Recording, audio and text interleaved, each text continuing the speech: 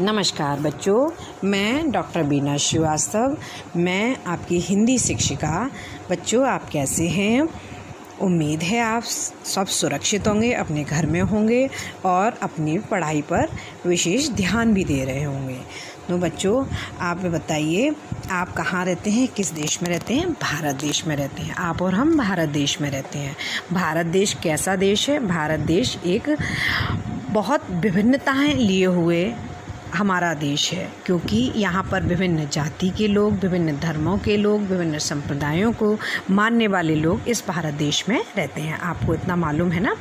तो इस देश में विभिन्न संप्रदाय के लोगों के त्योहार भी विभिन्न प्रकार के होते हैं। यहाँ भिन्न भिन्न प्रकार के जो धर्म और संप्रदाय के लोग हैं, उनके त्योहार भी भिन्न भिन्न हैं। तो उन भिन्न भिन्न त्योहारों को हम कैसे मनाते हैं, कब मनाते हैं और उनकी क्या महत्वता है, उनको क्यों मनाया जाता है? तो बच्चों, आपको मालूम होगा त्यौहार क्यों मनाए जाते हैं। त्योहारों से क्या होता है? त्यौहार जब आते हैं, आने वाले होते हैं, तो उनसे पहले हमारे घर में बहुत सारी खुशियाँ मनाई जाती हैं कि त्यौहार आने वाला, बहुत सारी तैयारियाँ की जाती हैं।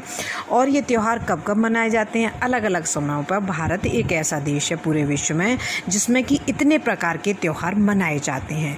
सभी त्योहारों का अपना एक महत्व होता है और उनकी अपनी एक कहना चाहिए महत्वता होती है, जिसको लेकर के हम उन त्योहारों को मनाते हैं। उनकी मनाने के तरीके भी सबके अलग अलग होते हैं। हमारे यहाँ बहुत सारे त्यौहार मनाए जाते हैं। तो बच्चों, मैं एक 4 लाइन की एक छोटी सी कविता पढ़ूंगी। ये हमारे त्यौहार अनेक, हम सबको करते हैं एक, दूरी सभी मिटा देते हैं, एक दूजे के संग ला देते हैं।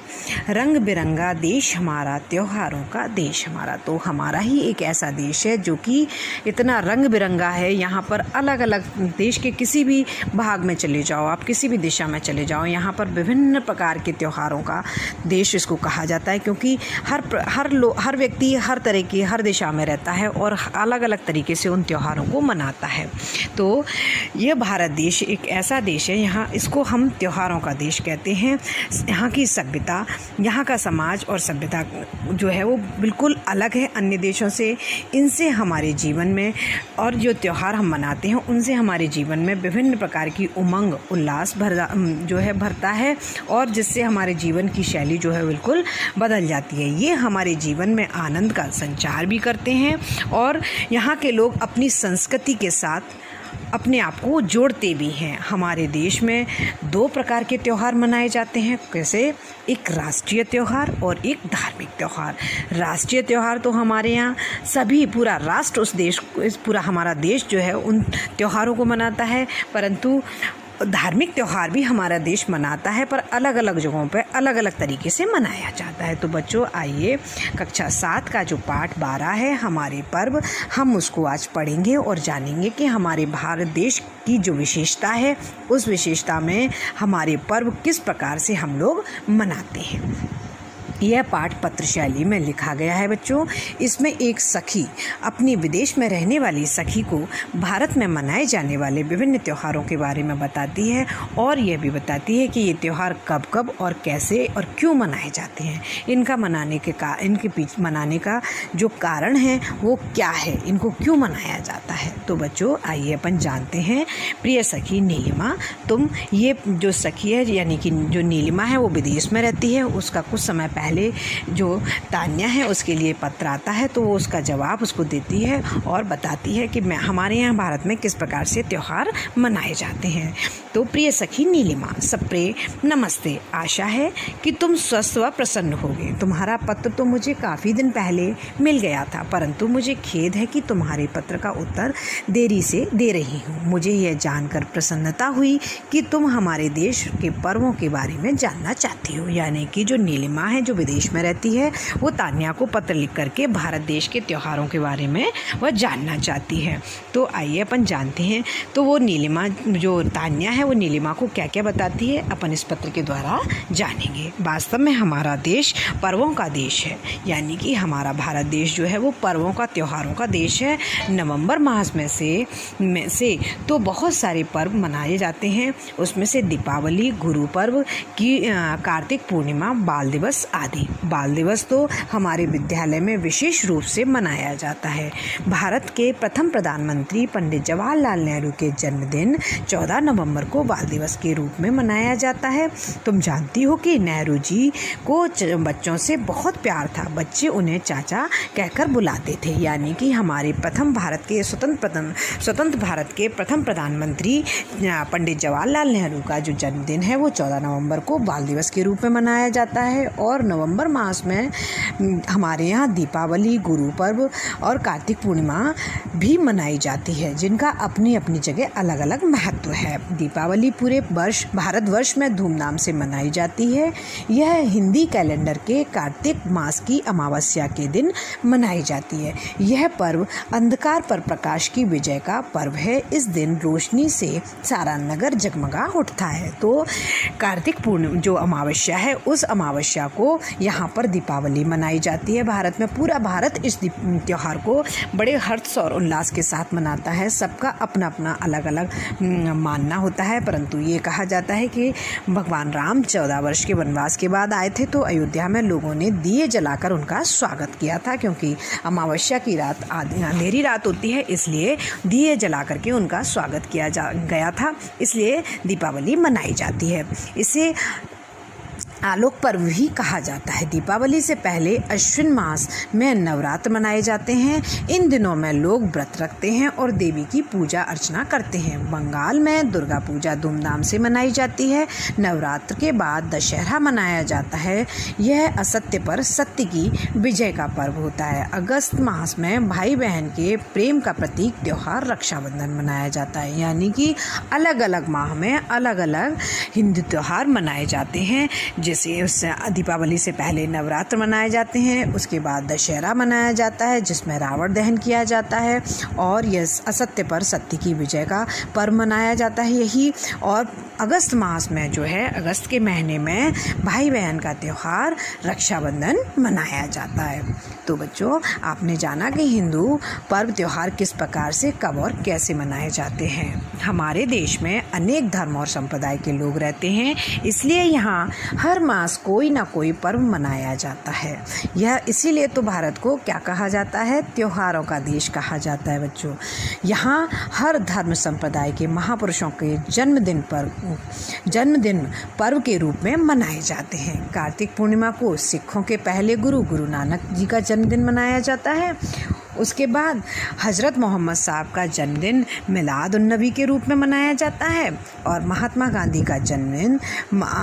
बुद्ध का जन्मदिन जो है बुद्ध पूर्णिमा के रूप में मनाया जाता है। तथा जैनियों के धर्म प्रवर्तक महावीर स्वामी का जन्मदिन महावीर जयंती के रूप में मनाया जाता है।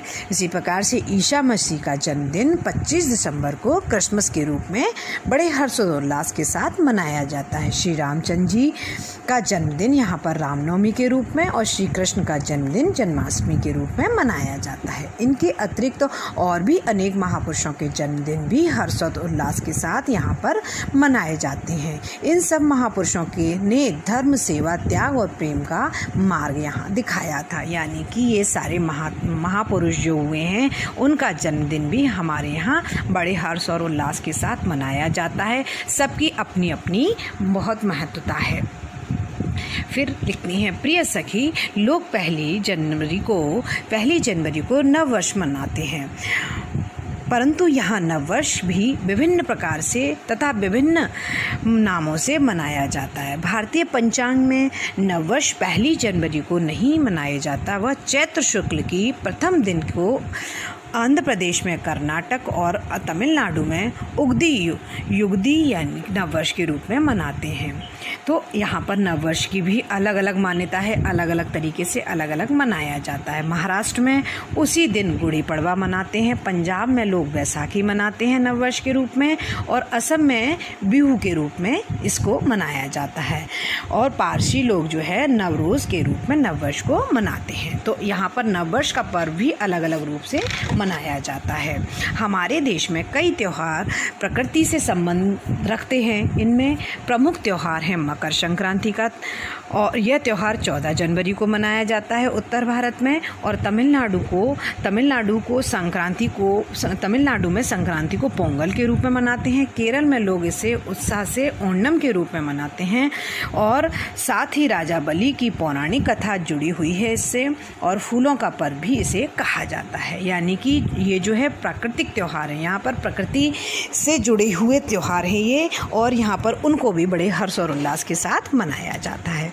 मार्च मास में होली का पर्व भी धूमधाम से मनाया जाता है बच्चों, और उसके बाद यह रंगों का त्यौहार है। यहाँ पर मुस्लिम भाइयों के त्योहारों की भी चर्चा ना की जाए तो हमारे देश का त्यौहार जो है वो अधूरा सा लगता है। ये साल में 2 बार ईद मनाते हैं, ईद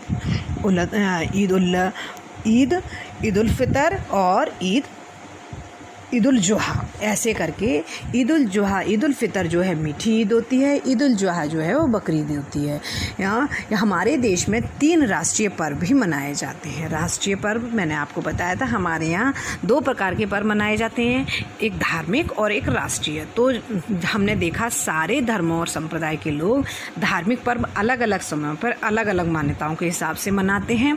उसी प्रकार से जो राष्ट्रीय पर्व हैं वो पूरा देश एक साथ एक दिन ही मनाता है। वो देश जो है स्वतंत्रता दिवस को 15 अगस्त को मनाया जाता है, गणतंत्र दिवस को 26 जनवरी को मनाया जाता है तथा गांधी जयंती को 2 अक्टूबर के रूप में मनाया जाता है। इस दिन हमारे देश के राष्ट्रपिता महात्मा गांधी का जन्मदिन होता है।